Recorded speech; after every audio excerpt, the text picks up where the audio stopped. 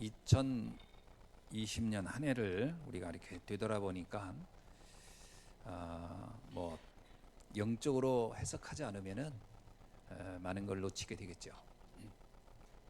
그 2020년을 돌아보면 그 가장 중요한 것이 우리가 영적으로 나를 점검할 수 있는 귀중한 시간이 아니었나 이런 생각을 하게 됩니다. 나의 영적 상태가 어땠을까 하는 걸 한번 우리는 뒤돌아볼 필요가 있겠다 싶어요. 지금까지는 이런 일들은 없었죠. 예배 드리는 것 자체가 이렇게 제한을 받을 거라고는 아예 상상도 하지 못했던 것이고요.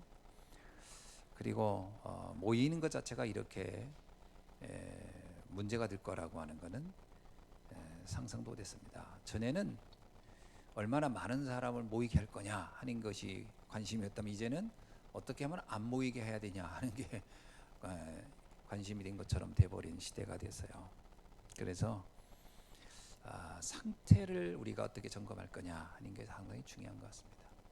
그리고 보면은 막 분위기 때문에 신앙생활하는 것이 당장은 그럴듯해 보여도 시간이 지나면 그 거품이거든요. 그래서 우리가 이렇게 차분하게 나를 점검할 수 있는 시간이 있는 것은 어떤 면에서 영적으로는 대단히 큰 유익이다 이렇게 생각이 됩니다. 우리가 막 군중 심리로 막 이렇게 모여서 있을 때는 굉장히 뭔가 되는 것 같잖아요.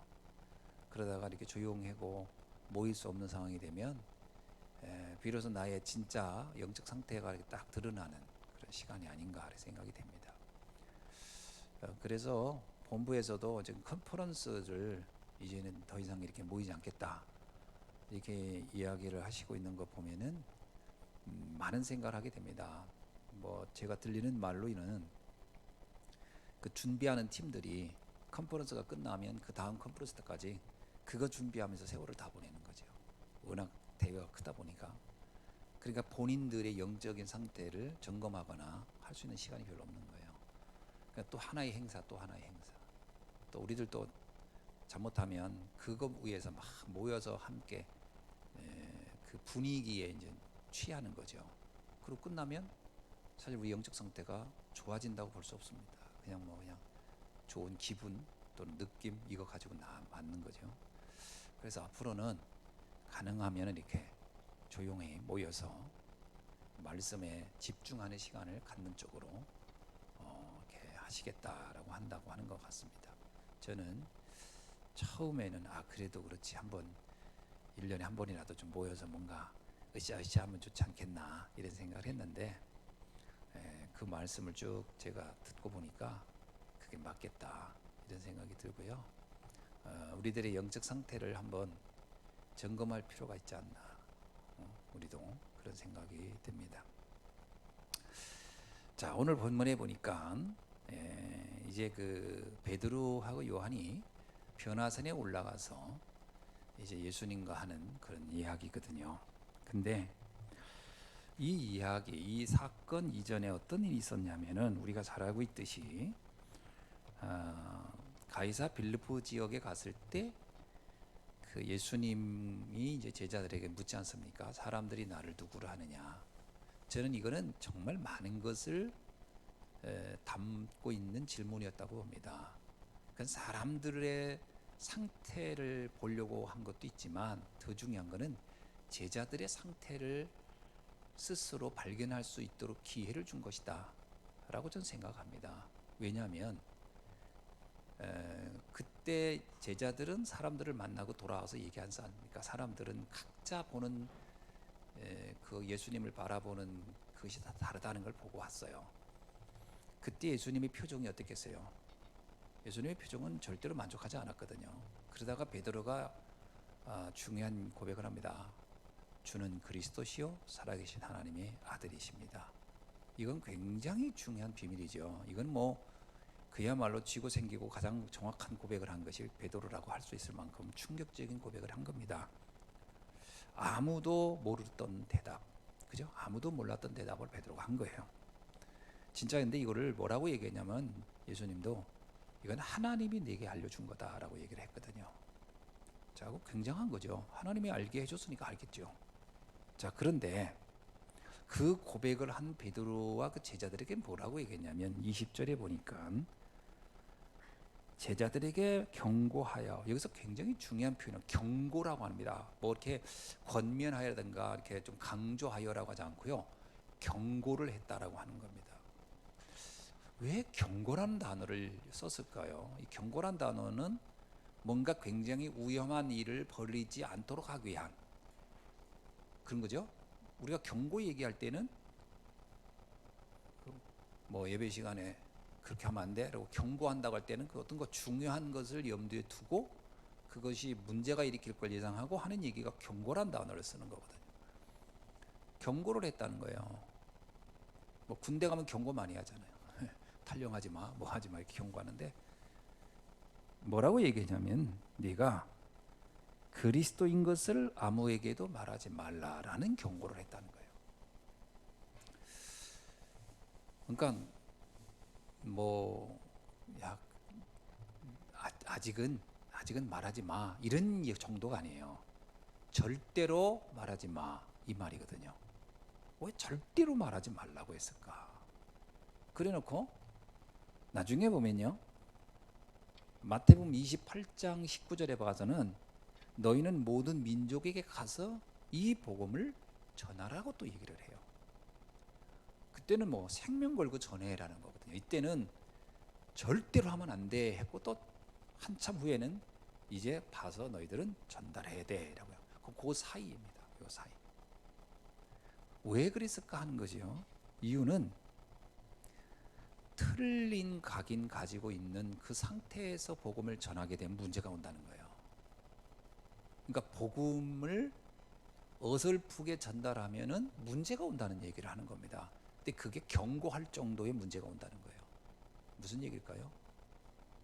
여러분, 복음을 대충 들어버리면 들은 것만큼 유익할 것 같지만 안 그렇다는 겁니다. 틀린 복음이나 섞인 복음이나 다른 복음을 들으면 어떻게 된다고 그래요? 갈라디아서 이렇게 나오잖아요. 한번 우리가 찾아볼게요. 우리 갈라디아서를 보면은 갈라디아서 1장을 한번 볼까요? 거기서 이 틀린 복음을 듣게 되면은 다른 복음을 들었을 경우입니다. 1장 7절 한번 볼게요. 1장 7절로 9절에 다른 복음은 없나니 다만 어떤 사람들이 너희를 교란하여 그리스도의 복음을 변하게 하려 함이라. 만약에 복음이 약간 변질되어서 전달됐을 경우입니다. 8절에 그러나 우리가 혹은 하늘로부터 온 천사라도 천사가 전한다 할지라도요, 우리가 너희에게 전하는 복음 외에 다른 복음이 전달되면 어떻게 된다고요? 저주를 받을 것이다. 경고할 만하죠. 틀린 복음, 다른 복음, 섞인 복음이 들어가면 저주가 임한다는 거예요.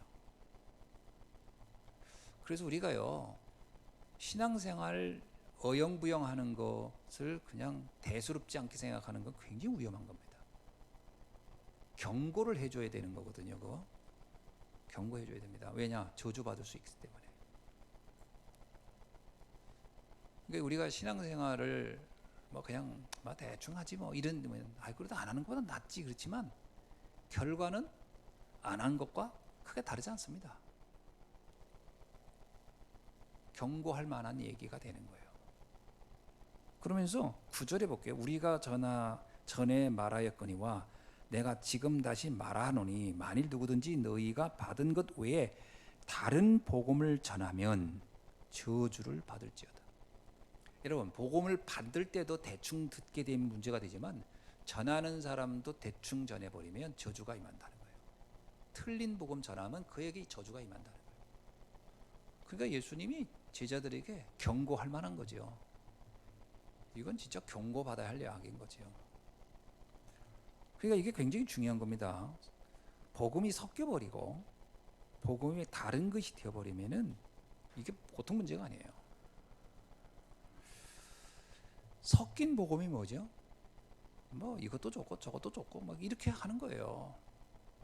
뭐 율법도 뭐 지키고 뭐 종교적인 것도 좀 하고 거기다 복음도 좀 섞이고 막 이러면 그게 뭐 좋은 게 좋은 거라고 다 섞어버리는 거죠. 그러면 그럴듯하지만 뭐가 사라질 것 같아요? 복음이 사라집니다. 사람은 본능적으로 종교적이고 율법적이기 때문에 섞어서 전해주잖아요. 남는 게 뭐가 남냐면 복음이 남지 않고요, 종교와 율법이 남아요. 야, 복음이니까 행동도 잘해. 그럼 뭐가 남을 것 같아? 복음이 남을 것 같아? 행동이 남을 것 같아? 행동이 남습니다.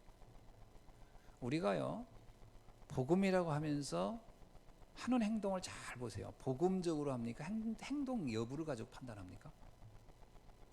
태도를 가지고 주로 말하나요? 아니면 복음을 가지고 말하나요? 어떤 사람이 실수하거나 문제가 있어, 복음을 가지고 살리는 쪽일까요? 아니면 율법적으로 정죄하는 쪽일까요? 복음이 사라집니다. 대부분 복음이 사라지고 율법이 남아요. 그래서 문제되는 거예요. 그러니까 우리는 복음이니까 규모 얘기, 저는 이런 생각하거든요. 규모를 강조하면, 복음이니까 규모를 강조하면 그 복음을 담는 그릇이니까 중요해라고 할 것 같잖아요. 그런데 나중에 보면 복음은 없고 규모만 남아요. 규모만 남는다니까, 사람이. 희한하게. 왜냐하면 우리는 처음부터 우리 자신이 세팅된 체질이 율법 체질이기 때문에 그래요.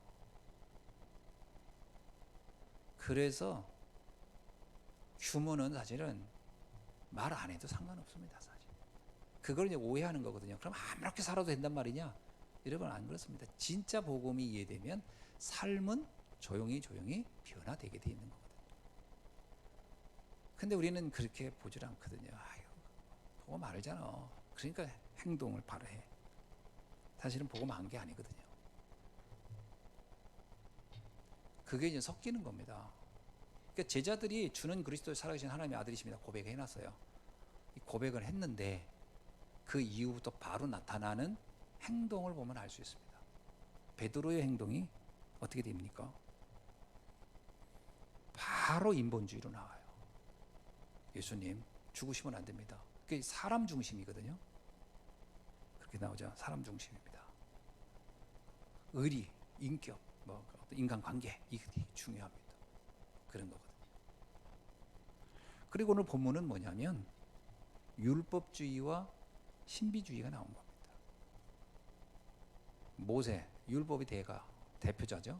엘리야, 엄밀하면 선지자의 대표이긴 한데 엘리야에 대한 이미지는 신비였습니다.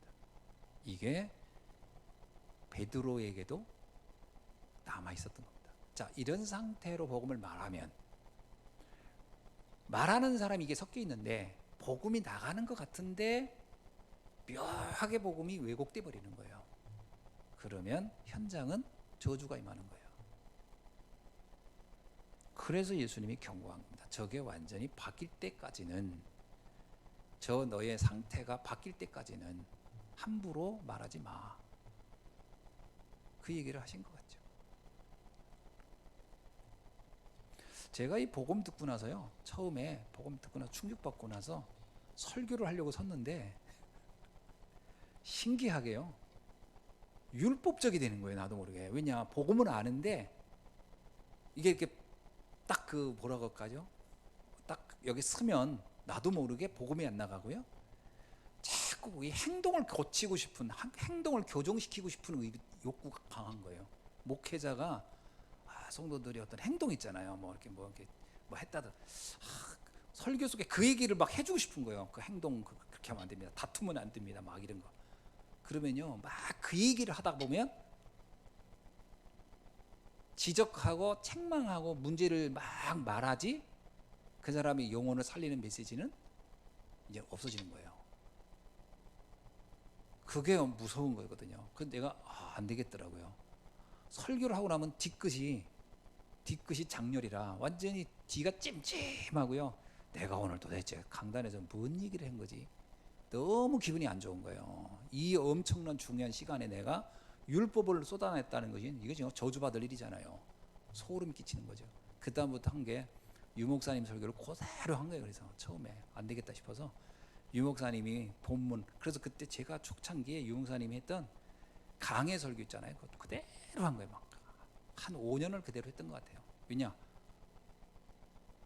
내가 해석을 해버리면 율법적 얘기 되는 거예요. 희한하죠. 본문은 복음적이고 제목은 복음적인데 해석 들어가거나 이렇게 할 때 율법적이 나오는 거예요.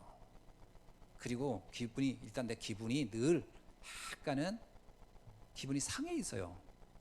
희한하게 성도들의 행동을 보면서 상해 있는 거예요. 내가 뭔가 그 뭔 말인지 이해하세요? 여러분이 아이들 복음적으로 해야지 했는데 애들 행동 보면 어때요? 일단 기분이 상하잖아요. 이게 그냥 그 행동에 대한 지적이 나오죠. 똑같아요. 목사도 그렇게 되는 거예요. 나도 모르게. 그러니까 무섭더라고요. 내가 나 자신에게 이렇게 하면 안 되는데, 이건 죽이는 건데 이건 안 되겠. 그래서 그때 이제 할 수 없다. 유 목사님 한 설교를 내가 그대로 카피하는 수밖에 없다. 초창기는 그런 겁니다. 근데 이게 한 10년, 한 15년 이렇게 되니까 성경을 보면서 복음적으로 이제 내가 할 수 있는 정도 어느 정도 되더라고요. 그 훈련이고 그 훈련 따라다니면서 하면서 훈련 따라다니면서 이쪽은 내 안에 많은 부분에 틀린 각인이 바뀌는 거죠. 새로운 걸 얻었다기보다는 새로운 정보를 얻고 새로운 지식을 얻은 게 아닙니다. 내 안에 각인이 바뀐 거예요. 우리가 훈련을 받으면서 말씀을 들으면서 가장 큰 응답은 내 안에 이런 관점이 바뀌는 것부터 시작돼야 됩니다. 쉽게 말하면요, 대충 복음에서 오직 복음으로, 섞인 복음에서 원색 복음으로 가는 거예요. 요 과정입니다. 그래서 먼저 주님이 오늘 본문에서 이 변화산 사건에서 말하려고 한 첫 번째가 뭐냐? 종교와 율법 체질에서 벗어나라는 중요한 교훈입니다. 율법과 종교 체질에서 빠져나와야 돼요. 오늘 17장 4절을 보세요. 베드로가 3절부터 4절부터 보면요, 이렇게 나옵니다. 4절에 베드로가 예수께 여쭈어 이르되 주여 우리가 여기 있는 것이 좋사오니. 여기 있는 게 좋다는 거예요. 왜 좋지요? 주님과 함께 하기 때문에 좋은 게 아닙니다. 좋은 이유가 있었어요. 여기에는 누가 있기 때문에요? 모세와 엘리야가 있어서 좋은 거예요. 여러분, 우리가 복음만을 들어도 좋아야 되는데 복음만 들어가지고는 좋지 않고요, 율법을 들으면 좋은 경우가 있어요. 이런 상태가 좋을 때 있죠. 율법 얘기하면 굉장히 마음이 편안해지고 그래, 행동을 잘해야지, 좋아질 수 있죠. 복음만 들어서는 안 좋고, 그래도 그렇지 어떻게 복음만 얘기해, 행동을 얘기하고 규모를 얘기해. 그게 들어야 편하다, 좋다. 그러면 변화산의 사건에 지금 내가 올라가 있는 거예요. 아이들이 나는 진짜 예수만 난 좋아요. 그런데 행동이 좀 마음에 안 들고 공부하는 게 마음에 안 들어. 그러면 안 좋잖아요, 기분이. 거기다 공부도 잘해야 되고 예절도 좋아야 되고 그러면 좋잖아요. 지금 베드로 요한이 그러잖아요. 여기 있는 게 좋사오니. 그게 좋은 거예요. 지금 예수님과 함께 있기 때문에 좋은 게 아니고요, 엘리야와 모세와 예수님이 같이 섞여 있으니까 이거 뭔가, 쉽게 말하면 이게 드림팀이 만들어진 것 같아. 예수님에게서 보지 못했던, 예수님께서 만족하지 못했던 그 부분이 채워진 것 같은 거야.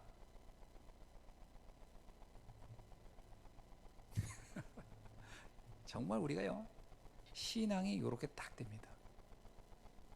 행동 보고 엄청 실망하는 거죠. 근데 그게 조금 되면 만족이 되는 거예요. 이제 그때부터 좋은 거예요. 좀 뭔가 되는 것 같고, 뭔가 복음적인 것 같고. 복음적이라고 할 때 그 기분이 뭐로 드냐? 행동에 두잖아요.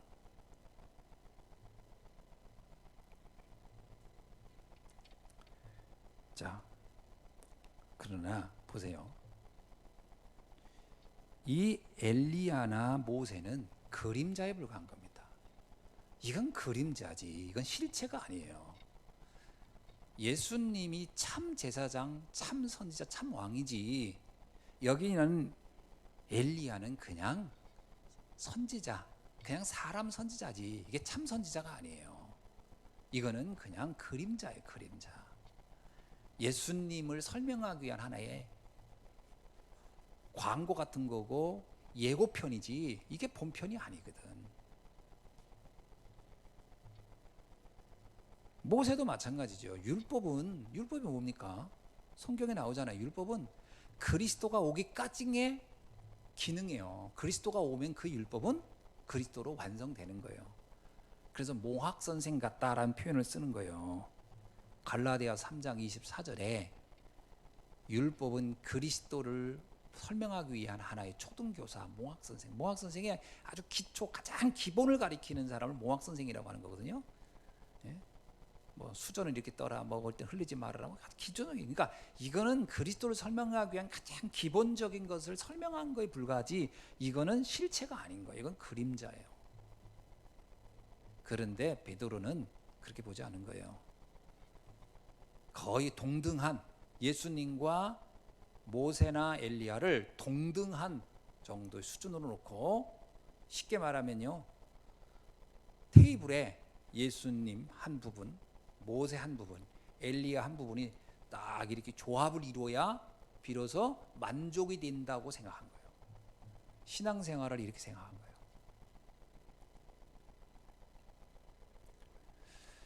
그래서 율법주의 종교적인 게 강한 사람은 복음을 들으면 복음이 와닿지 않는 겁니다. 뭔가 결핍된 느낌이거든요. 뭔가 빠진 느낌이거든요. 뭔가가 만족스러워. 그래서 우리 교회 초창기에 제가 복음만 계속 얘기했던 때 거기에 대해서 불만을 갖고 나간 사람이 많았던 게 그 사람들은 특징이 뭐였어요? 왜 복음만 말하냐? 규모를 말해줘야지. 그거에 만족이 안 됐던 거예요. 그 사람은 좋지가 않은 거예요. 여기 성경 그대로예요.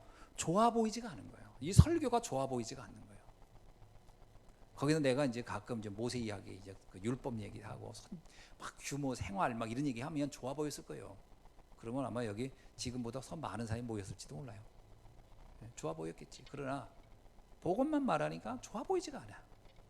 그러니까 서서히 다 떠나더라고요. 근데 그게 성경적입니다. 왠지 아시죠? 예수님이 하나님 나라 얘기할 때 금을 비유했잖아요. 고기를 잡는데 모든 고기 다 잡는 게 아니다. 내게 필요한 고기만 남고 나머지는 다 버리는 거라는 거예요. 그래서 사실은 떨어져 나간 것이 성경적인 거예요. 섞인 복음을 좋아하는 사람들은 여기 있지 못합니다. 그죠? 이렇게 뭐 혼대되고 다른 복음을 기대하는 사람은 같이 못 가겠죠. 왜? 좋아 보이지 않으니까. 그러니까 좋아 보이는 사람만 남는 거잖아요. 뭐가 좋아 보이는 사람? 복음만으로도 좋아 보이는 사람. 오직 복음만 들어도 행복한 사람. 그 사람들이 남는 겁니다. 그게 하나님 나라라는 거예요. 자, 그래서 마태복음 17장 4절에 베드로가 이렇게 얘기합니다. 이곳에 초막 셋을 짓겠다는 거예요. 하나는 주를 위하여, 하나는 모세를 위하여, 하나는 엘리. 초막이 뭔지 아세요? 집을 짓는다는 말이 무슨 뜻이에요? 집을 짓는다는 건 산다는 얘기예요. 나는 그렇게 살고 싶다라는 거예요. 어떻게 살고 싶다? 그게 다 섞인 상태에서 신앙생활하고 싶다. 이것저것 다 섞어놓고 그거 가지고 나는 생활하고 싶고 그렇게 나는 신앙생활을 하고 싶다. 그게 초막이 집을 짓는다는 얘기잖아요. 집 지어서 뭐 하는 거고 사는 거지. 이 사람이 산 위에 산다는 의미가 아니에요. 그것이 나의 삶이 되고 싶다라는 거예요. 그렇게 내 인생을 살고 싶다라는 거예요.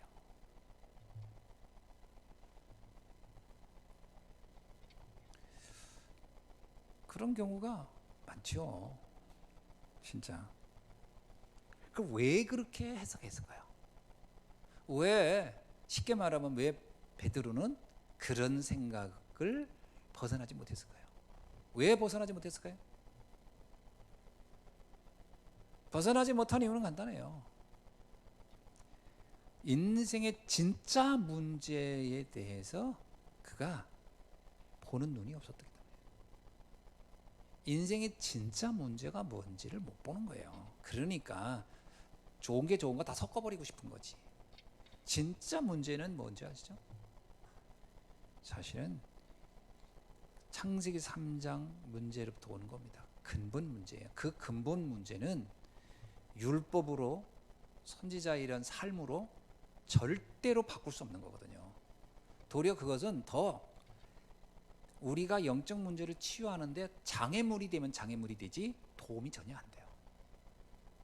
그렇죠. 진짜 필요한 어떤 장비를 가지고 해야 되는데 여기저기 쓸데없는 게 옆에 막 놓여 있으면요, 그게 장애물이 되지 도움이 안 돼요. 그런 건 도리어 치워내고 하는 게 훨씬 나아요. 여러분 기계를 만지든 뭘 할 때는 옆에 쓸모도 없는데 와서 막 옆에 막 널려져 있어요. 그건 더 복잡해져요. 괜히 더 헷갈리게. 그런 경우는 싹 처리하고 거기 꼭 필요한 것만 있는 게 훨씬 나아요. 똑같은 겁니다. 이게 뭐 이것저것 섞어 놓으면 더 복잡해지는 거거든. 근본 문제를 치유할 수 있는 것은 딱 하나밖에 없거든요. 그리스도, 복음. 다른 게 옆에 있어봐야 그건 다 장애물이고 귀찮, 그건 방해 요소인 거예요. 다. 그거를 베드로는 이해를 못한 거예요. 뭐 다 쓸모 있지 않겠냐? 다 쓸모 있겠다고 생각. 쓸모 전혀 없는 겁니다. 쓸모 없는 정도가 아니에요. 저주받게 되는 거죠. 생각해 보세요. 아주 뭐 수천 도의 전기를, 수천 볼트의 전기를 다루고 있는데 옆에 딱 그거에 필요한 장비만 딱 있어요. 옆에 막 전기가 합선될 만한 것들이 막 다 너절하게 있으면요, 그거 건드리다 잘못하면 진짜 큰일 나는 거예요. 차라리 그게 없는 게 낫지. 그죠? 딱 그런 건 딱 깨끗이 치워지고 딱 그게 필요한 장비 그거만 딱 있어야지. 여기저기 뭐 쓸모없는 게 다 있어 버리면 나중에 큰일 나는 거 아닙니까? 그런 거예요. 원죄와 사단과 지옥의 권세라고 하는 것이 명확하게 사실은 베드로는 이해가 안 됐다고 봐야 돼요. 이게 정확히 이해 안 된 거예요. 그러니까 이것저것 다 그냥 도움되는 건 다 있으면 됐다고 생각하는 거예요. 도움 안 됩니다. 그래서 근본 문제를 모르게 되면요, 종교와 복음이 구분을 못해요. 복음 구분 못합니다. 그게 다 좋은 게 좋은 것 같아요. 제가 처음에 복음 딱 깨닫고요, 그 기독교 방송, 죄송합니다. 이거 뭐 기독교 방송 쭉 사람이 들으면 기분 나쁘지만, 기독교 방송에 관련된 거 뭐 극동 막 이런 메시지를 이렇게 들으면서요, 처음에는요, 은혜 되더라고요. 저분도 굉장히 복음적. 근데 이 복음이 선명해지는 만큼 말씀 나중에 듣다 보니까 아니네. 저거 어떻게 저런 얘기, 저거 완전 전파 낭비네. 그 차라리 저런 설교를 안 했으면 좋겠다. 이렇게 느낄 때가 있어요. 왜냐? 오직 예수 얘기 안 할 때. 처음에는 이게 구분이 안 돼가지고 막 이것저것 다 좋아 보일 때가 있더라고요. 처음엔 그랬어요. 저도 좋아 보이더라고요. 근데 나중에 한참 보다 보니까 아니구나. 지금은 아예 안 듣습니다. 간증도 전혀 아니에요. 다 뭐 이상하고 거의 신비고 대부분 율법이고. 그럼 복음이 없냐? 있어요. 문제는 섞여 있다는 거예요. 섞여 있기 때문에 가치가 없는 거예요.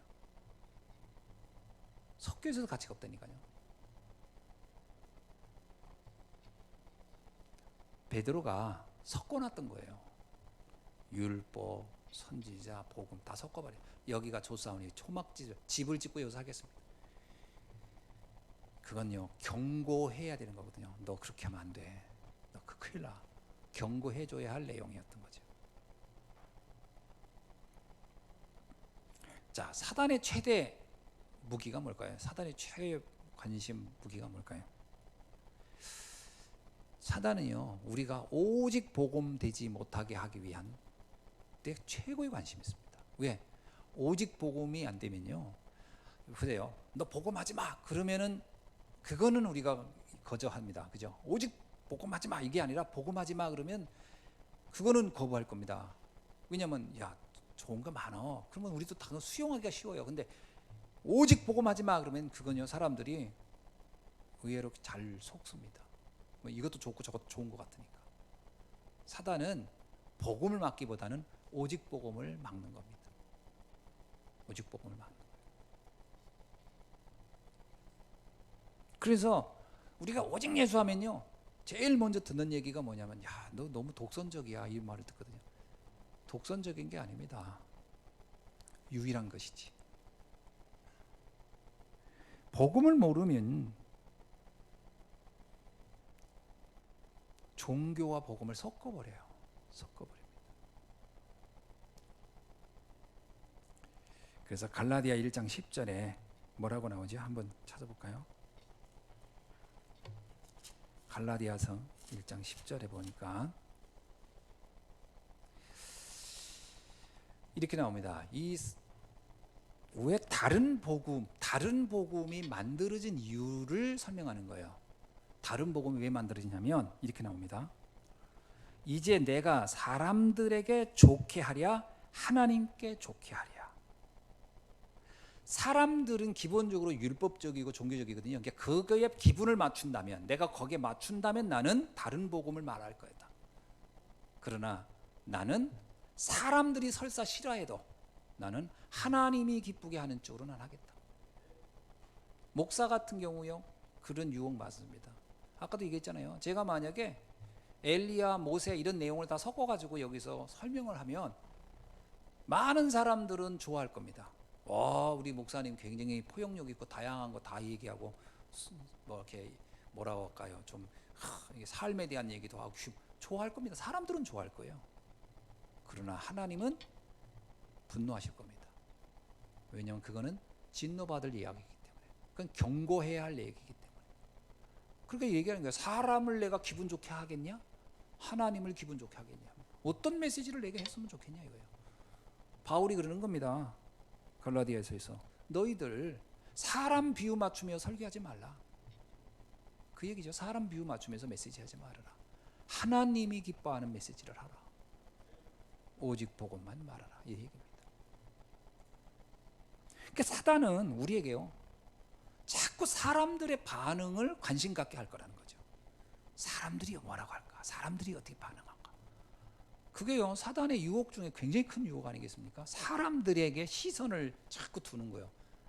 사람들이 인정하고 사람들이 박수치고 사람들이 뭐 좋아하면 나도 모르게 뭐 복음이고 뭐고 다 섞어가지고 대충 얘기해요.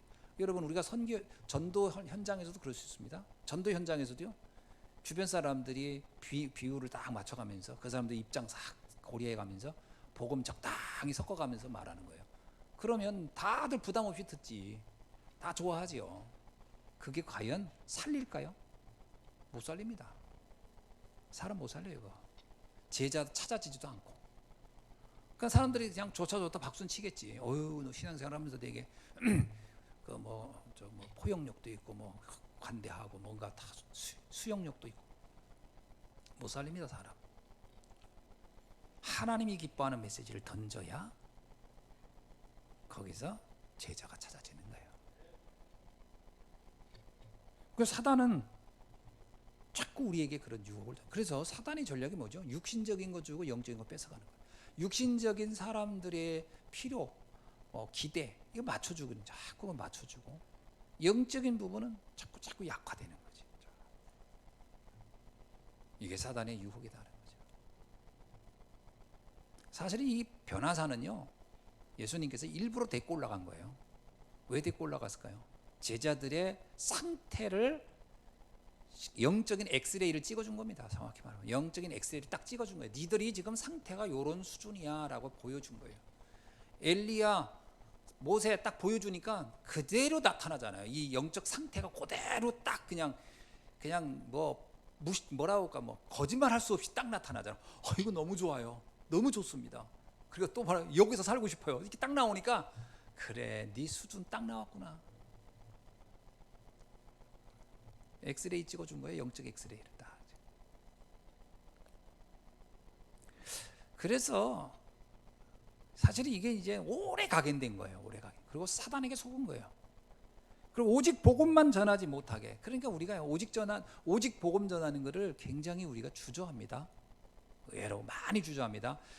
사람들이 과연 이거 알아들을 수 있을까? 뭐 이런 계산. 그거는 하나님이 알아서 할 일이. 그걸 본인이 자기가 뭐 신도 아닌데 내가 이거 전하면서 사람 기분 좋을까 나빠. 그걸 왜 걱정합니까 내가? 근데 그 걱정 내가 다 해요 미리. 그러다가 결국 못 전해요. 그래서 성경이 뭐라냐? 율법은 너의 입을 막으며 이렇게 나와요. 율법적인 사람, 종교적인 사람의 특징이 뭔지 아세요? 전도 못합니다. 아무리 말로는 그럴듯하게 막 떠들고 막 합니다. 막 오직. 근데 전도 현장 딱 가가지고 입이 딱 봉해지는 사람이 있어요. 특징이 있어요. 그거가 엑셀 찍어봐야 돼요. 영적 엑셀 딱 찍어보면 딱 이 베드로처럼 나올 겁니다. 내가 좋아하는 것이 성향이 모세와 엘리야와 예수가 같이 있어야 되는 거예요. 이렇게. 그러면 뭐예요? 규모, 생활, 태도, 사람들의 시선, 이게 내 안에 쫙 돼 있는 거예요. 그러니까 오직 예수를 말했을 때 반응이 안 좋을 거라는 생각을 먼저 내가 해버리는 거예요. 지뢰 걱정을 많이 하는 거죠. 그래서 이거 얘기했다가 인간관계 끊어지면 어떡해. 그러니까 진짜 살릴 사람을 못 만나는 거예요. 진짜 제자를 만날 수가 없어요. 너무 많은 계산한 건데 너무 많은 계산이 아닙니다. 사실은 영적 엑셀을 찍어보면 내 안에 그게 섞여 있는 거예요. 많은 게 섞여 있는 거예요. 사람 중심, 사람의 시선, 사람들의 입장, 너무 많이 계산하는 거예요. 그래서 오직 복음이 입에서 안 나갑니다. 그건 사단이 속이는 거예요. 그래서 적당히 섞은 이야기를 말합니다. 사람들이 듣기 좋은 말을 이래저래 돌려가지고 섞어가지고 메시지를 해버려요. 어떻게 될까요? 아무런 역사가 일어나지 않다. 그래서 본인은 봅니다. 난 전도했는데 왜 이렇게 열매가 없지? 열매가 찾아질 수 없는 메시지를 하지 않았는가 생각해 봐야 돼요.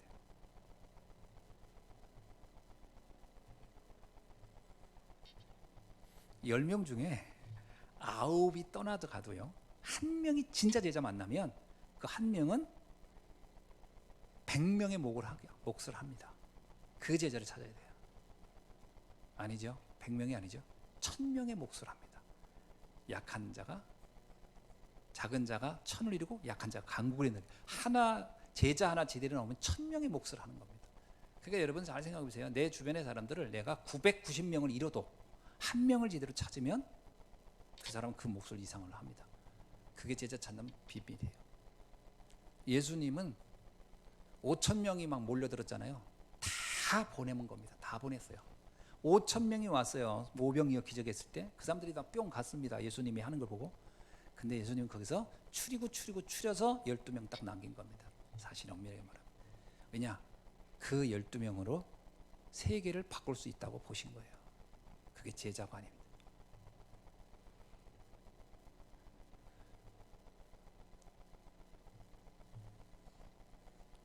그건 오직 복음만 전했을 때 남는 결과다라고 저는 봅니다.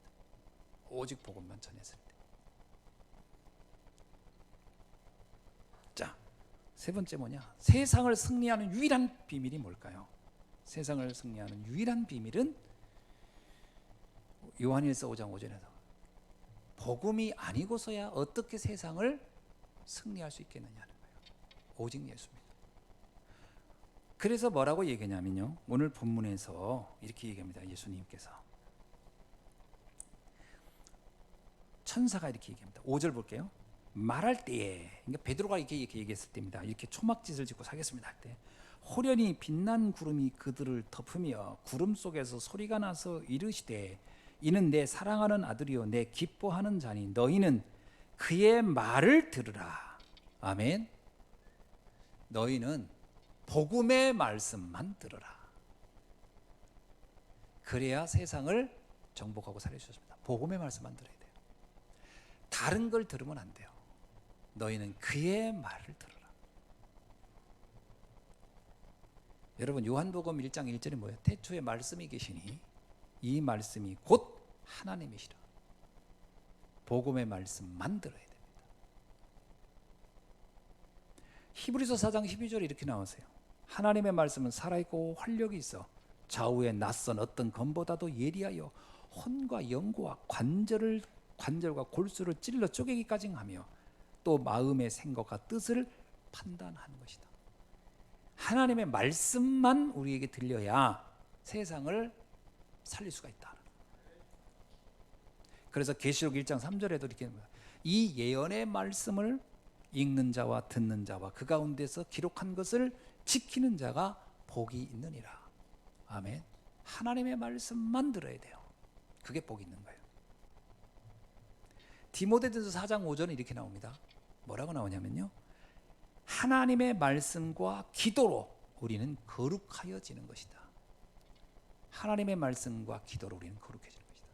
그래서 복음의 말씀만 들어라. 그게 세상을 정복하는 비밀입니다. 두 번째는 뭘까요? 6절에 보니까 제자들이 듣고 엎드려 심히 두려워하니. 왜 심히 두려워했을까요? 우리가 왜 오직 예수로 만족이 안 되지? 라는 것에 대한 자기 발견이 일단 된 겁니다. 심히 두려워요. 이건 진짜 두려워해야 되는 겁니다. 내가 오직 예수로 만족이 안 되는 건요, 뭐 그럴 수도 있지, 그러면 안 돼요. 두려워해야 됩니다. 두려워해야 돼요. 오직 예수로 안 되면 두려워해야 됩니다. 이러면 안 되는데. 여러분, 고민 중에 우리가 진짜 통곡하고 눈물을 흘리고 기도해야 할 것 중에 하나가 뭐냐면, 오직 예수로 만족이 안 되는 것을 그냥 뭐 그럴 수도 있지, 뭐 어딘가 되겠지, 이렇게 너무 나이브하게 생각하지 마시고 고민하고 두려워해야 돼요. 이런 걸 두려워하지 않으면 뭘 두려워하겠습니까? 사단은 두려워할 대상이 아니에요. 그죠? 뭘 두려워합니까? 진짜 두려워할 것은 내가 오직 예수가 안 되고 다른 게 막 섞여 있네, 내 안에. 이걸 두려워해야 돼요. 이거 안 두려워하고 뭐 다른 걸 두려워할 이유가 뭐가 있겠습니까? 그리고 나서 이렇게 얘기합니다. 7절 보니까 예수께서 나와 그들에게 손을 내시며 이르시되 일어나 두려워하지 말라 하시니. 그러나 주님이 말합니다. 두려워할 일이 아니야. 참, 우리는 두려워해야 되고 주님은 우리에게 두려워할 일이 아니다라고 해야 되는 겁니다. 그죠? 나는 안 두렵다고 하고 있고 주님은 두려운 일이야, 이놈아. 이거는 잘못된 거예요. 주님은 경고하셨고 내가 그 경고를 알아들어야 이제 됐어, 너 무서워하지 않아도 돼, 이렇게 하는 게 정상 아니에요? 그죠? 근데 나는 안 무서워해. 근데 주님은 너 이거 무서운 일인데, 이건 잘못된 거죠. 거의 신앙생활이요, 그렇게 돼갑니다. 나는 안 무섭다고 그래. 나는 뭐 섞여도 상관없고 뭐 오직 안 돼도 상관없고 뭐 나는 그러고 있고요. 주님은 너 이거 큰일 났는데 이러고 있어요. 이건 틀린 말이에요. 이건 잘못 신앙생활하는 거고요. 나는 두려워해야 되고 주님은 우리 보고 두려워하지 말라고 하는 게 정상입니다. 네가 깨달았구나, 이 말이잖아요. 네가 뭔 말인지 알아들었구나. 이게 주님이 하시는 말씀 아니겠어요? 그래서 사실 우리가요, 우리 신앙생활이 날마다 좀 떨리고 두렵다는 얘기는 무섭다는 말은 아닙니다. 두렵다는 얘기, 그 가치를 안다는 얘기예요. 야, 내가 오직 예수 안 되면 안 되는구나. 이거에 대해서 가치를 안다라는 얘기잖아요.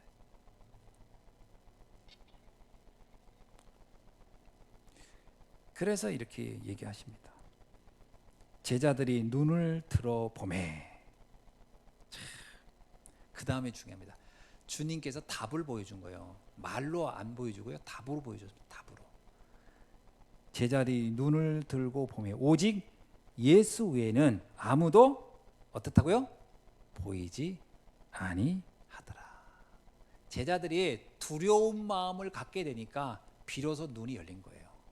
그래, 오직 예수 해야 돼 라는 눈을 갖게 되니까, 저는 이렇게 생각합니다. 이건 제가 이제 해석이에요. 베드로의 눈이 바뀐 거예요. 오직 예수로 충분해라고 하는 순간 예수 외에 엘리야, 모세는 아예 안중에도 없게 되었더라. 뭐 이런 개념이 있지 않을까. 아예 그건 나의 시선에 들어오지 않는 거지. 더 이상 그건 나의 관심 속에 오가 있지 않은 거죠. 이 정도 돼야 되는 거예요. 보이지 아니했다는 거잖아요. 사라졌다라기보다는 아예 내 관심 분야에서 빠져나간 거예요. 오케이? 어떻습니까, 여러분? 이렇게 내가 나의 상태가 바뀌게 되는 거예요. 오직 예수로 나는 고정돼야 돼, 내 시선이. 남들이 뭐라고 하든 뭐 율법이 어쩌니 해도 그건 내 귀에 들리지 않아야 되는 거예요. 더 이상 내 시선에 그에서 들어오지 않아야 되는 거예요. 이게 베드로의 영적 상태가 바뀐 겁니다. 모세도 안 보이고 엘리야도 베드로의 눈에 더 이상 안 보이더라. 뭐 이런 표현이 맞지 않나.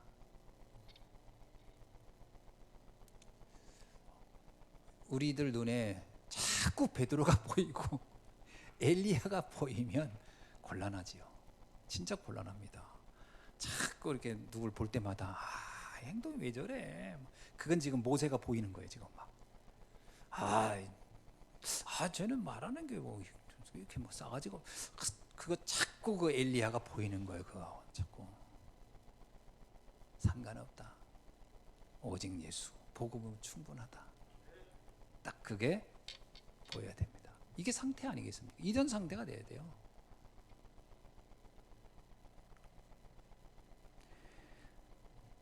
오직 복음의 능력, 축복을 베드로가 깨닫기 시작했다는 거예요. 이때 그렇구나. 오직 예수여야 되는구나. 왜 오직 예수이죠? 요한복음 14장 6절에 나오잖아요.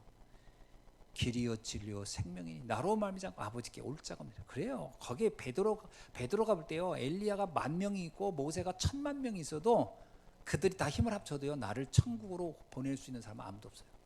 오직 한 분, 오직 예수로 충분한 거예요. 이게 딱 깨달아진 거예요. 그래, 더 이상 그렇잖아요. 진짜 진귀한 보석이 하나 있다고 합시다. 진짜 진귀한 보석. 근데 보석이 있는데 그 옆에 별로 비싸지도 않고 뭐 보석 가치도 없는 게 이게 같이 막 보여. 이것도 중요한 거, 이것도 막. 그런데 진짜를 보면은요, 그 나머지는 어떻게 보여요? 이거 네가 가져, 너 가져. 다 버릴 겁니다. 그거 하나만 잡으면 되니까요. 그죠? 근데 이 철없는 애들은 어때요? 철없는 애들은요, 금이나 동이나 구분을 못해. 뭐 그냥 비슷하게 옆이 빛나고 있으면 뭐 다 좋아 보이고 막 갖다 막. 그러나 진짜 가치를 아는 사람은요, 진짜 거를 제외한 나머지는 버리는 겁니다. 관심 없어지는 거지. 오직 유일한 보석은 그리스도 외에는 아니었다고 하는 거죠. 이 발견이 베드로에게 됐다는 겁니다. 말씀을 맺습니다. 그래서 우리 영혼이 각인되어야 할 게 있어요. 각인되어 24할 게 있는데, 히브리서 12장 2절에 이런 말씀이 있습니다. 믿음의 주요 또 온전케 하시는 이 예수를 바라봐라. 아멘. 그렇습니다. 믿음의 주요, 오직 믿음의 대상은 한 분이에요, 예수님. 그리고 우리를 온전하게, 우리를 사단으로부터, 원죄로부터, 지옥의 심판으로부터 완전히 나를 의롭게 하고 나를 온전하게 할 분은 오직 한 분, 예수 그리스도뿐이에요. 그분만을 우리는 바라봐야 되는 거예요. 아멘. 그렇습니다. 믿음의 주여 또 온전케 하시는 예수를 바라봐라. 진짜 예수만 바라봐야 돼요. 그래서 갈보리산 언약이 내게 완전히 각인되어야 돼요. 요한복음 19장 30절 다 이루었다. 그리스도는 따라합시다. 완전하고 충분하고 모든 것이다. 이렇게 결론이 나야 돼요. 이게 변화산에서 주님이 제자들에게 주고 싶었던 답이었던 겁니다. 너는 나로 너는 완전하고 모든 것이고 충분하냐? 그래서 빌립보서 1장 20절로 21절에 바울은 이렇게 고백합니다. 지금도 전과 같이 온전히 담대하여 살든지 죽든지 내 몸에서 그리스도가 존귀하게 되게 하려 하니 이는 내게 사는 것이 그리스도니 죽는 것도 유익함이라. 내가 주를 위해서 죽어도 좋고 살아도 좋고 상관없다. 그리스도이면 충분하다. 이런 결론이 바울은 했던 겁니다. 이게 감람산 언약으로 각인된 사람의 고백이라고 봅니다. 두 번째는 갈보리산 언약으로 각인된 사람의 고백이고, 두 번째는 감람산 언약입니다. 감람산 언약은 그렇게 고백된 제자들을 비로소 불러 모읍니다. 감람산으로 불러 모으고 40일 동안 미션을 주는 거예요. 하나님 나라의 일을 감당할 사람이라는. 그게 이제 감람산 언약이 각인되는. 이제 비로소 그들에게 가서 담대히 외쳐라는 거예요. 이제 그게 바뀌었으니까, 이 관점이, 너의 상태가 바뀌었으니까 이제는 네가 담대히 외치게만 하면 하나님의 나라가 임하게 된다는 거예요. 그 현장에. 어떻습니까? 하나님이 보실 때 이젠 됐다, 무조건 가서 외쳐라 할 만큼 우리가 준비되어 있어야 돼요. 오직 예수로. 그 내 입이 열리기만 하면 다른 건 더 이상 말할 필요 없어요. 그래서 가끔 여기 무슨 지교회 무슨 영상 같은 거 볼 때 그분들의 공통적인 게 하나 있잖아요. 잘 보시면 뭐예요? 군더더기가 없어요. 다른 뭐 이런 말 뭐 화려한 화술이 없어요. 오직 예수만 말하려고 하는 상태가 준비된 사람들이 나오는 거예요. 그들이 사람 살리는 겁니다. 뭐 말 화려하게 그건 다 그거는요 진짜 효과 하나도 없어요. 껍데기만 가득한 거지.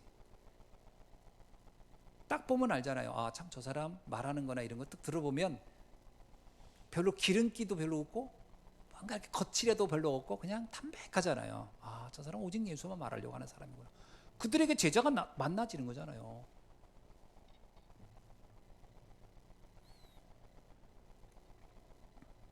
부활의 주님이 제자들에게 40일간 말했다는 건 뭐예요?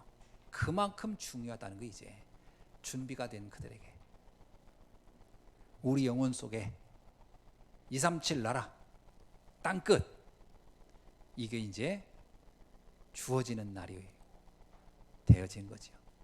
아멘.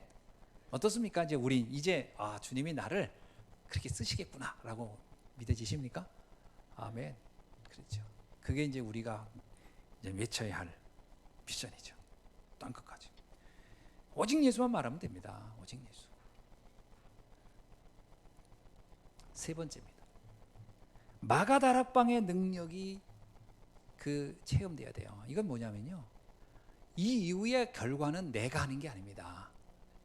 오순절날이 이미 이름에 그건 주님의 시간표 속에 있는 거예요. 그러니까 우리가 뭐 판단할 필요 없어요.